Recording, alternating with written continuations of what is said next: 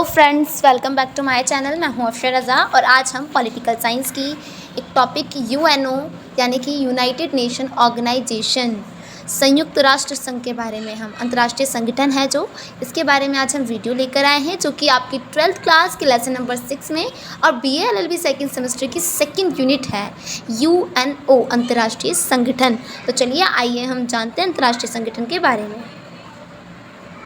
आइए हम जानते हैं यूनाइटेड नेशन क्या है, संयुक्त राष्ट्र संघ क्या है।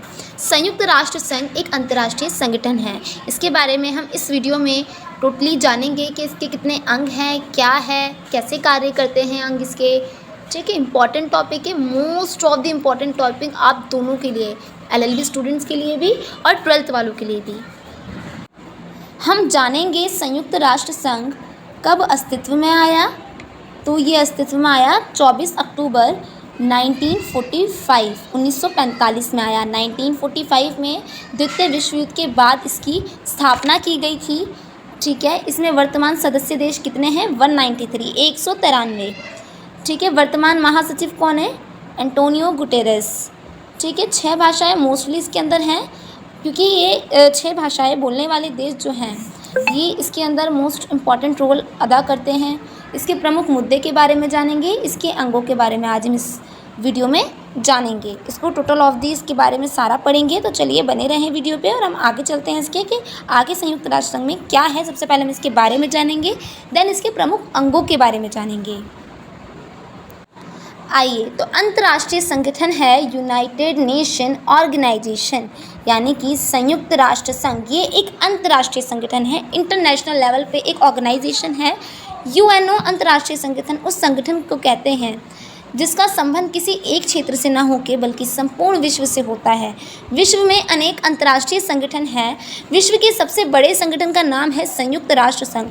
वैसे तो अंतर्राष्ट्रीय संगठन और भी हैं, पर सबसे बड़ा संगठन है यूनाइटेड नेशन ऑर्गेनाइजेशन, यानी कि संयुक्त राष्ट्र संघ, जो वैश्विक सरकार की तरह काम करता है। वैश्विक सरकार यानी कि विश्व की सरकार की तरह काम करता है। ये अपने विभिन्न अंगों तथा एजेंसियों के माध्यम से देश के बीच संतुलन तथा सहयोग स्थापित करता है। इसकी कुछ एजेंसियां भी होती हैं। एजेंसियां अंगों से अलग होती हैं, याद रहे। तो हम इसके बारे में पढ़ेंगे। तो हमने जाना कि अंतर्राष्ट्रीय संगठन क्या है। एक वैश्विक स्तर पर बनाया गया संगठन है जिसका नाम है संयुक्त राष्ट्र संघ, जिसकी स्थापना कब हुई थी? जिसकी स्थापना हुई थी 24 अक्टूबर को 1945 यानी कि 1945 में हुई थी। पर बात करें कि भारत ने इसमें सदस्यता कब ली, क्या भारत ने इसमें सदस्यता ली? हाँ जी, भारत ने इसमें मेंबरशिप ली, यानी कि भारत की सदस्यता है। पर उसने कब ली? 30 अक्टूबर को ली। कब ली? 30 अक्टूबर 1945, 1945 में भारत ने इसमें सदस्यता हासिल की। जानेंगे आखिर ये क्यों बनाया गया था, इसके उद्देश्य क्या थे। तो उद्देश्य थे अंतर्राष्ट्रीय शांति में सुरक्षा बनाए रखना, यानी कि एक तो अंतर्राष्ट्रीय शांति बनाए रखना, पूरे वैश्विक स्तर पे क्या रहे, शांति बनी रहे, किसी के बीच युद्ध ना हो और सुरक्षा बनी रहे।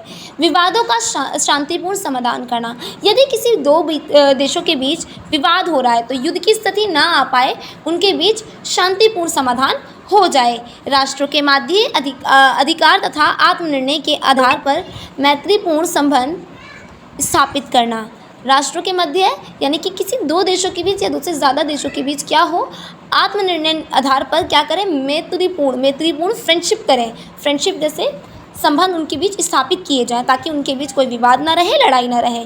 आर्थिक, सामाजिक, सांस्कृतिक तथा शिक्षित समस्याओं को सुलझाने का समाधान करना, वो भी किसका जिम्मे है? यूएनओ के। तो हम ये उद्देश्य पढ़ रहे हैं क्या, कि यूएनओ के क्या क्या उद्देश्य हैं, यूएनओ क्या क्या चाहता है। ठीक है, यह क्या क्या कर रहा है। मानवीय अधिकारों के प्रति सम्मान की भावना बढ़ाने के लिए मिलकर कार्य तथा सहयोग प्रदान करना, ये भी इसका एक उद्देश्य है। विश्व में शांति भंग करने वाले देशों के विरुद्ध अंतर्राष्ट्रीय मंच स्थापित करना, विश्व व्यापार, मुद्रा आदि में संबंधित नियमों का निर्माण करने के लिए अंतर्राष्ट्रीय संगठन की आवश्यकता है। यदि हम चाहते हैं कि हमारे यहाँ पर शांति बनी रहे, हमारे पूरे विश्व में विवाद ना हो, लड़ाइयाँ ना हो, है ना, तो हमें यूएनओ की आवश्यकता है। जानते हैं संयुक्त राष्ट्र संघ के अंग कौन कौन से हैं। तो हम यहाँ पे कुछ प्रमुख अंगों के बारे में हम पढ़ेंगे कि यूएनओ के प्रमुख अंग कौन से हैं, उसके मेन यानी इम्पॉर्टेंट ऑर्गन कौन कौन से हैं। पहला अंग जो बहुत इम्पॉर्टेंट है वो है महासभा।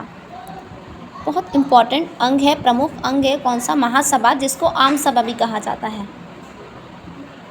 ठीक है, महासभा संयुक्त राष्ट्र संघ का प्रमुख अंग है। सभी सदस्य राष्ट्रों के प्रति शामिल होते हैं। सभी सदस्य देशों को एक समान मतदान करने का अधिकार होता है। इसके अंदर सभी सदस्य देश जो होते हैं वो शामिल किए जाते हैं और पर्टिकुलर हर देश को समान मत का अधिकार होता है। इट मीन्स वोट का अधिकार होता है।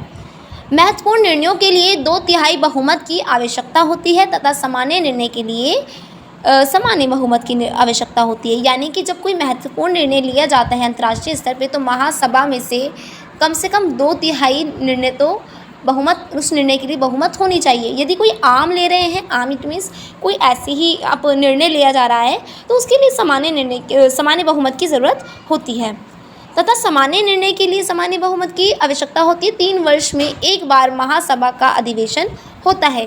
प्रत्येक 3 वर्ष यानी कि 3 ईयर बाद क्या होता है, उसका अधिवेशन किया जाता है महासभा का 3 साल बाद। ठीक है, ये है महासभा, इसके प्रमुख कार्य पढ़ेंगे। आइए महासभा के प्रमुख कार्य पढ़ते हैं। महासभा के कार्य क्या होते हैं। सबसे महत्वपूर्ण कार्य संयुक्त राष्ट्र चार्टर के अनुसार सारे विषयों पर विचार करना। एक्चुअल में ये चार्टर नहीं है, चार्टर है। ठीक है, चार्टर उनका संविधान टाइप में कुछ होता है, लिखा हुआ एक पुस्तक। ठीक है, चार्टर के अनुसार सारे विषयों पर विचार करना तथा सिफारिश करना, ये महासभा का कार्य है कि सभी विचारों पर आप विचार करेंगे, मनन करेंगे, चिंतित करेंगे। महासभा संयुक्त राष्ट्र संघ से नए सदस्य बनाए जाने का निर्णय करती है। महासभा ही निर्णय लेती है कि संयुक्त राष्ट्र संघ के अंदर कौन नए सदस्य बनेंगे तथा पुराने सदस्यों की सदस्यता समाप्त करने का निर्णय भी महासभा ही लेती है। संयुक्त राष्ट्र का बजट फारिग करने के साथ अन्य अंगों का नियंत्रण भी रखती है। कौन? महासभा। ना कि सिर्फ बजट पारित करती है, फारिग करती है, बल्कि इसके साथ वो अन्य अंगों पर भी अपना नियंत्रण बनाए रखती है। सुरक्षा परिषद संघ सहित अन्य अंगों के सदस्यों का चुनाव कराती है। महासभा तथा सहयोग बढ़ाने के लिए सुझाव भी दे सकती है। ये थे महासभा के कार्य। दूसरे अंग के बारे में पढ़ेंगे, सुरक्षा परिषद। सुरक्षा परिषद क्या है? संयुक्त राष्ट्र की कार्यपालिका के समान होता है सुरक्षा परिषद। यूएनओ का ये अंग है जिसमें 15 सदस्य होते हैं, जिसका कार्य है अंतर्राष्ट्रीय शांति व सुरक्षा बनाए रखना, शांति भंग करने वाले देशों पर कार्यवाही करना, विवादास्पद देशों के बीच मध्यस्थता बनाए रखना, जो विवाद कर रहे हैं 2 देश उनके बीच मध्यस्थता बनाए रखना, उनमें लड़ाई ना होने देने की संभावना पैदा ना करना। ठीक है, आक्रमणकारी देशों पर सैनिक प्रतिबंध लगाना। जो आक्रमणकारी देश है, जो आक्रमण कर रहा है किसी अन्य देश पर, उस पर सैनिक प्रतिबंध लगा देना, ये किसका कार्य है? सुरक्षा परिषद का। अंतर्राष्ट्रीय न्यायालय, ये इसका नेक्स्ट है। सुरक्षा परिषद हो गया हमारा सेकेंड अंग था, यानी कि दूसरा अंग था। तीसरा अंग अंतर्राष्ट्रीय न्यायालय। संयुक्त राष्ट्र संघ का ये अंग न्यायिक अंग है जो सदस्य राष्ट्रों को आपसी विवादों से निपटारा कराता है। इसमें 15 न्यायाधीश होते हैं, आपको ये याद रखना है। पहला था महासभा, दूसरा है सुरक्षा परिषद, तीसरा है अंतर्राष्ट्रीय न्यायालय। सचिवालय आपका चौथा अंग है यूएनओ का, जिसमें संयुक्त राष्ट्र संघ यूएनओ की संचालन के लिए एक सचिवालय की स्थापना की गई है। यूएनओ को संचालन करने के लिए, इट मीन्स चलाने के लिए सचिवालय की स्थापना की गई है, और जिसमें महासचिव के अधीन सर्वोच्च कार्यकर्ता होता है। इसके अंदर काम करने का यानी कि कर्ता जो होता है वो कौन होता है? महासचिव होता है, और उसकी नियुक्ति सुरक्षा परिषद की सलाह पर ही ली जाती है। उसकी नियुक्ति वो कैसे बनता है? जब सुरक्षा परिषद के सदस्य बताते हैं तब बनता है। वह कितने वर्षों के लिए इसको चुना जाता है? 5 ईयर के लिए। ठीक है, हमने 4 अंग पढ़े। पहला महासभा,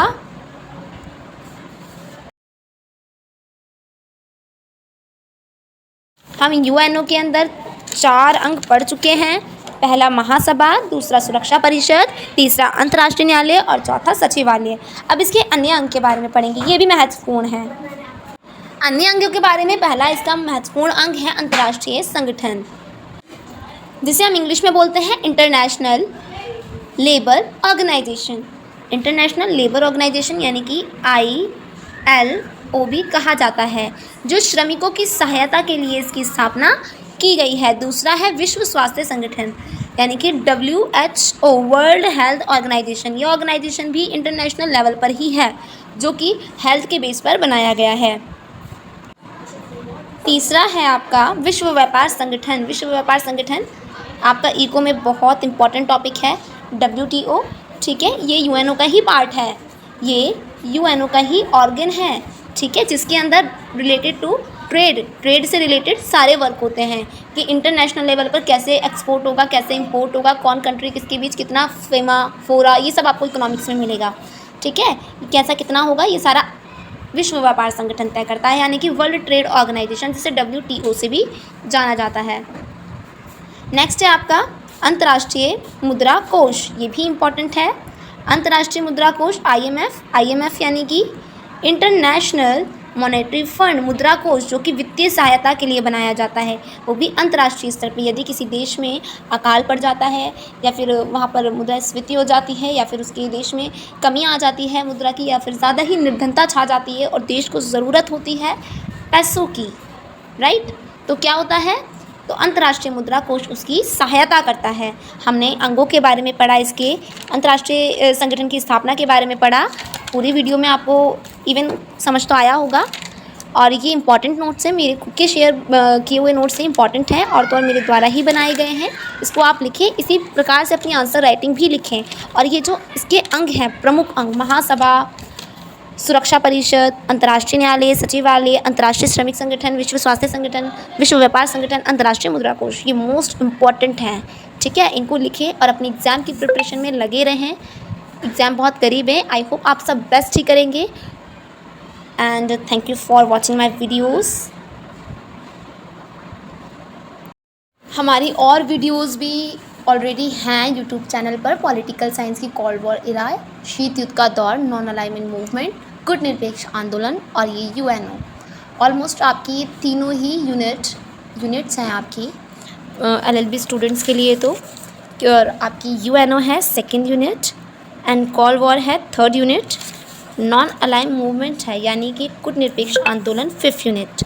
और ये तीनों ही 12th क्लास के स्टूडेंट्स के लिए इम्पॉर्टेंट है, बिकॉज ये इनके चैप्टर्स में इंक्लूड है। लॉ ऑफ टॉट की almost 1st and 2nd unit दोनों कंप्लीट हो चुकी हैं। इनके लिंक आपको डिस्क्रिप्शन में मिल जाएंगे, आप वो भी देख लें एंड एग्ज़ाम की प्रिपरेशन शुरू कर दें। ज़्यादा वक्त नहीं है आपके एग्ज़ाम्स में, ओके। वीडियो को लाइक करें या सब्सक्राइब करें, मैं ऐसा नहीं कहूँगी, पर यदि आपको कुछ समझ नहीं आया तो पीछे जाएं, वापस देखें, उसको दोबारा देखें। इस वक्त आपका पढ़ना समझना बहुत ज़्यादा ज़रूरी है बिकॉज ऑफ योर एग्ज़ाम, ठीक है। अच्छे से वीडियो को देखें, नोट्स को नोट करें, देन अपनी पढ़ाई पर ज़्यादा ध्यान दें, ओके। समय कम ज़रूर है पर इतना कम नहीं है कि आप उसमें तैयारी ना कर सकें। आप कम समय में भी अच्छी तैयारी कर सकते हैं। लगे रहें अपनी बुक्स के साथ, अपने कॉपी पेन उठाएं और लिखना शुरू कर दें। पढ़ें अच्छे से, डाउट्स लिखें, उसको सॉल्व करें और आपका रिज़ल्ट आपके सामने होगा। इफ़ आज आप मेहनत करते हो तो कल आपको रिज़ल्ट भी मिलेगा। और आई होप कि आप सबका रिज़ल्ट बहुत अच्छा आए। बाकी thanks for watching my videos, thank you so much.